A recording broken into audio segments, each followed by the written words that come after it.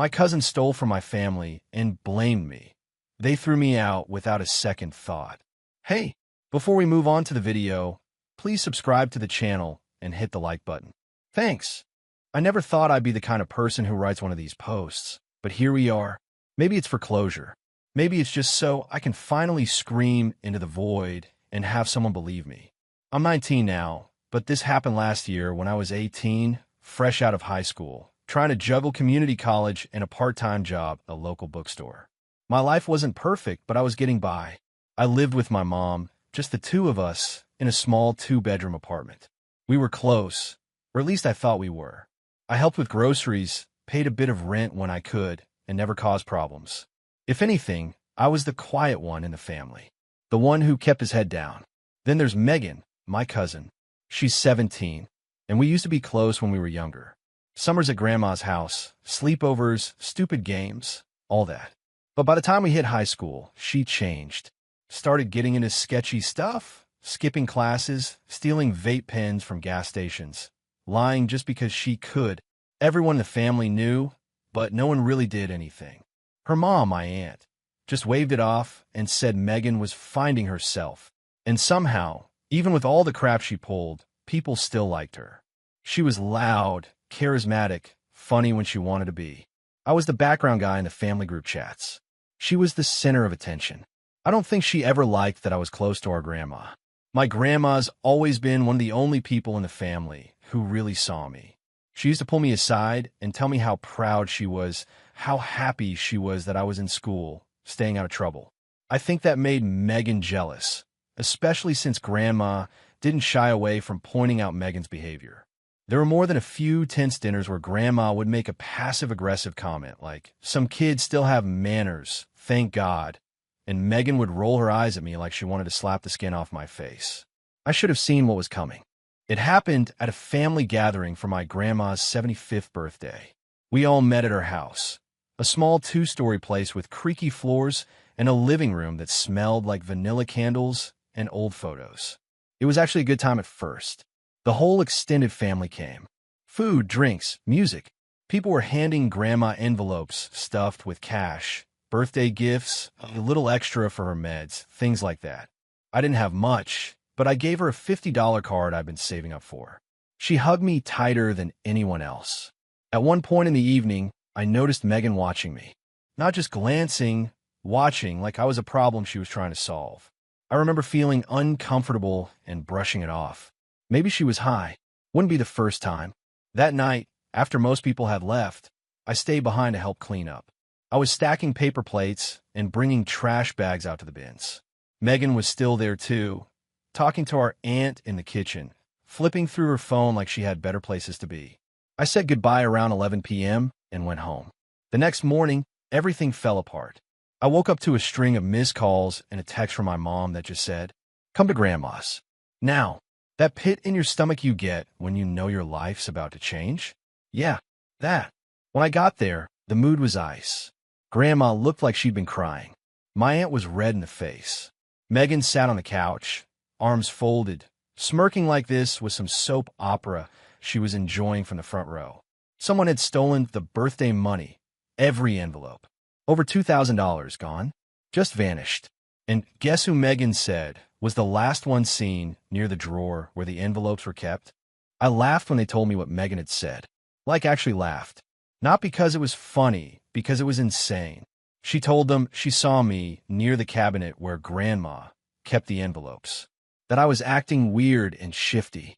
That I left right after everyone else, but looked nervous. And everyone just believed her. No one asked me if it was true. No one gave me a chance to explain. It wasn't even a question. It was an accusation, a verdict, and a sentence all at once. My mom looked at me like I was a stranger. "Just tell us where the money is," she said, like this was some bad dream she wanted to end. "We can fix it." "I didn't take anything," I said, trying to stay calm. My voice cracked. "That was a mistake." "You're shaking," my aunt snapped. "Why are you shaking if you didn't do it?" "Because I'm being accused of something I didn't do." I shot back. Megan leaned forward on the couch and said, "I don't want to get you in trouble, but I saw you go near it. I thought maybe you were just looking at it." I don't know. I was going to say something last night, but I didn't want to make a big deal. That manipulative little snake. She said it like she was being the reasonable one, the peacemaker, and they ate it up. Grandma didn't say anything, just looked away. That hurt more than anything. I could feel the walls closing in, like the whole room was deciding I was guilty and I didn't even know the rules of the game. They asked if I still had the $50 card I'd given Grandma. I didn't. I'd written it in pen and sealed it, and she'd already opened it and set it aside with the others. But they didn't believe that either.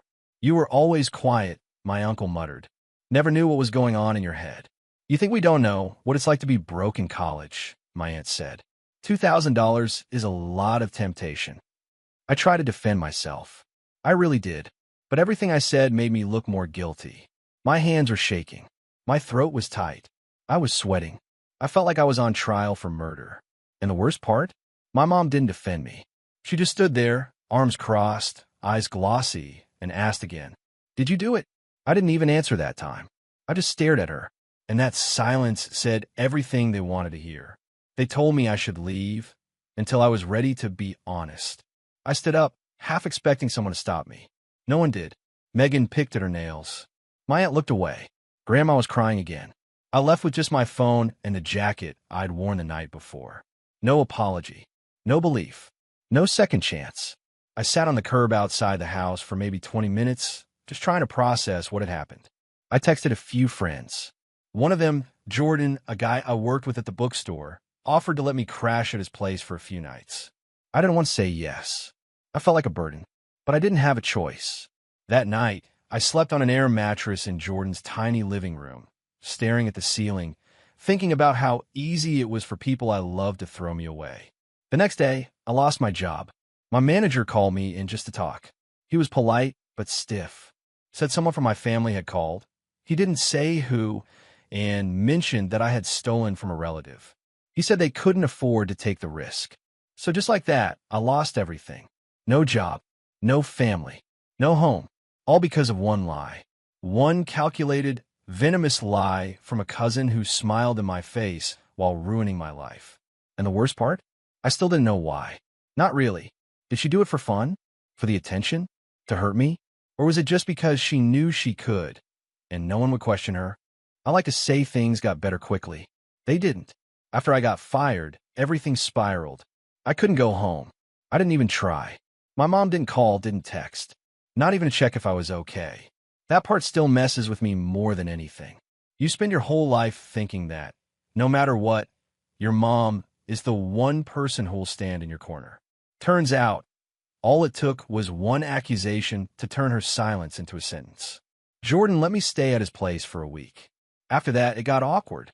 Not because he wasn't kind, but because I couldn't keep sleeping on his floor like a stray dog. I felt disgusting, worthless. Every time I passed a mirror, I wanted to punch it. I found a room for rent in a sketchy part of town. Some guy posted on a bulletin board at a community center, $400 a month, no lease, cash only. I said yes before even seeing it. The room smelled like mildew and cat piss. I didn't care. I pawned my gaming console to pay the first month. Started applying to every job I could find. Warehouse work, late-night gas stations, janitorial gigs. Anything that didn't ask for references. Eventually landed a job at a fulfillment center pulling 10-hour graveyard shifts loading packages. My back ached. My feet blistered. The pay was crap, but it was something. I stopped going to classes for a couple weeks. I couldn't focus. Every time I tried to study, I just thought about my grandma's face. How sad she looked when Megan told that lie. How she didn't even look at me when they told me to leave. She used to call me her sweet boy. I guess that didn't mean much when cash went missing. And then came the social fallout. We had this private family Facebook group, one of those corny ones where people post baby photos and shame prayers. I was quietly removed from it 2 days after the party. No one called me. No one messaged to check in. Even cousins I'd grown up with, people I'd share birthdays with, slept over at their houses. They just ghosted me. Like I never existed. The only people who didn't treat me like a pariah were a few old classmates and my co-workers at the warehouse. None of them knew what had happened. They just knew I kept my head down and worked hard. That was enough. Eventually, I crawled back into school. I dropped one class, barely passed the others. I stopped going out. I stopped talking unless I had to. I developed this permanent knot in my chest, part rage, part grief, part shame. I was so tired all the time, but I kept going. I don't know why. Maybe I was waiting for someone to say they were sorry. Maybe I still believed someone, anyone, would figure out the truth. But no one did. It went on like that for 6 months. 6 months of silence. 6 months of being the thief, the disappointment, the ghost. 6 months of rebuilding from rock bottom, paycheck by paycheck. Then, out of nowhere, the message came. It was a Thursday night. I just come back from shift and was lying on my mattress, scrolling through my phone like a zombie, when I saw a message request on Instagram. No profile photo. Random username. The first line said, "Hey, you don't know me, but I used to date Megan." I sat up so fast, I nearly dropped the phone. He said he was her ex from about a year ago. They'd stayed in loose contact, and she'd been spiraling lately, posting cryptic stuff, ranting about how her family was full of hypocrites and how everyone always loves the golden boy. Then he sent screenshots of Megan, texting him back in the days after the party. I had to. He was the only one no one would question. It's not like he had anything going for him anyway. I needed that money, or I was F** edition. It's not my fault they believed me. I stared at my phone for a long time. It wasn't just relief I felt. It was rage. Cold, sharp, heavy rage. This wasn't a misunderstanding. This wasn't an accident. She knew what she was doing. She used me because she knew they believe her. And they did. I must have reread those screenshots 100 times. Each line from Megan felt like a slap across the face, but also like air returning to my lungs after months underwater. This wasn't some twisted theory in my head anymore. It was real. It was proof. I wasn't crazy. I asked her ex if he'd be willing to talk. He said yes. His name was Caleb. Seemed decent enough. We did a quick call. He sounded nervous, like he didn't want to get pulled into a family war, but he said Megan had bragged about it more than once. Said she picked me on purpose because I looked guilty by default. She used those exact words. I asked if he'd be willing to forward me the messages directly from her account, so I'd have metadata, timestamps, something that couldn't be dismissed as edited. He agreed. Sent me everything. I put it all in a folder. Messages, screenshots, voice notes he still had on his phone.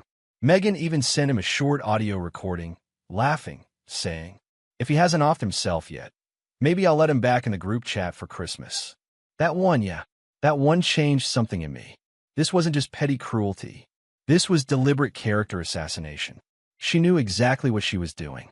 For the first time in 6 months, I had leverage. I didn't want revenge. I wanted something worse. I wanted them to face what they'd done, every single one of them. So I didn't send the evidence to Megan.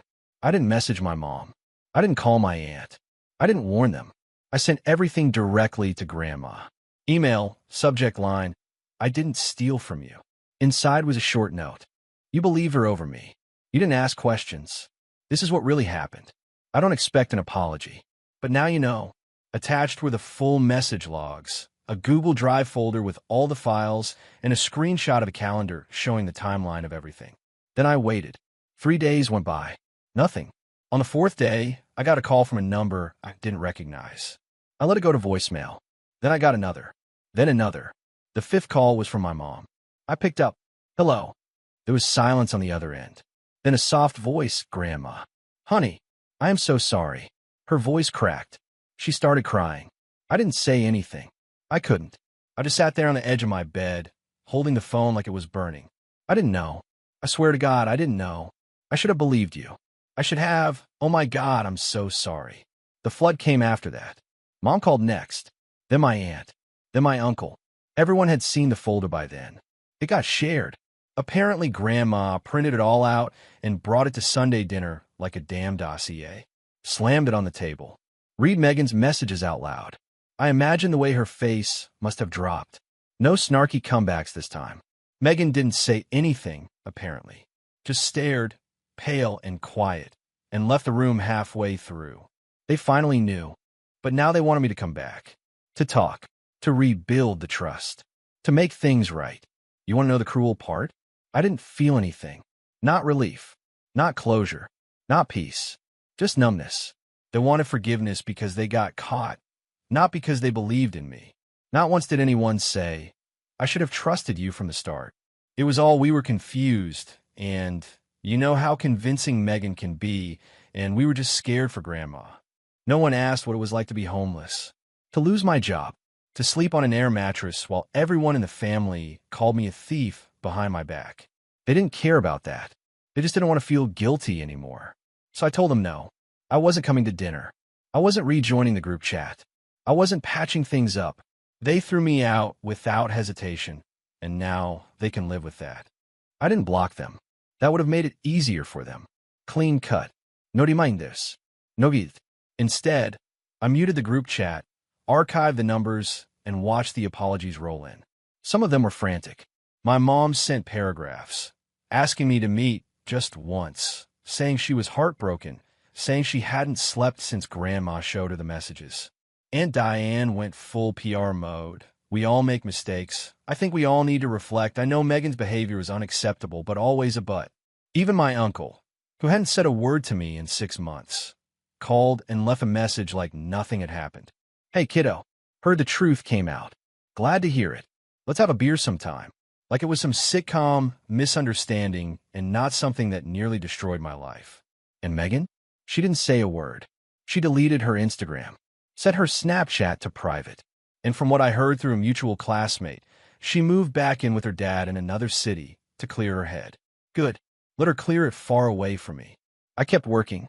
The job at the warehouse turned into something steady. I got promoted to floor supervisor. Not glamorous, but it paid better. I moved out of that moldy shoebox and got a small one-bedroom that didn't smell like old cheese. Bought myself a real mattress, a desk, a lamp, started sleeping again. I picked up my studies part-time, dropped pre-law, switched to psychology.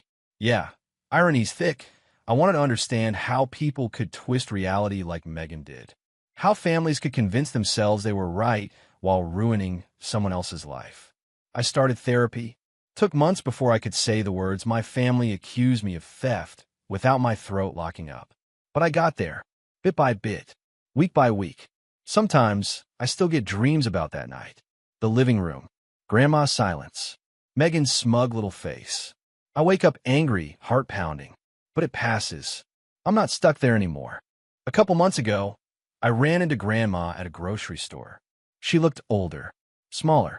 She was buying lemons. She saw me, and I saw her, and for a moment we just stood there like two strangers holding bruised fruit. Then she came over. Her voice trembled when she said, "You look good." I nodded. "Thanks." She tried to say more. Something about missing me. About how Megan doesn't talk to the family anymore. How it's been hard. That part almost made me laugh. Hard. I didn't bite. I just smiled politely and said, "Take care." I walked away before she could say anything else. Because I get to walk away now. I don't know what that says about me. Maybe I'm bitter. Maybe I'm healing. Maybe I'm both. But I do know this. They let me fall. All of them. They chose to believe a liar over me. Not because the lie made sense, but because it was easier, cleaner. Because I didn't matter enough to deserve a second thought. And now they have to live with that. I don't need revenge. I don't need forgiveness. I have my life back. And they're not in it. That's enough. Thanks for watching. Make sure to subscribe to the channel and hit the like button.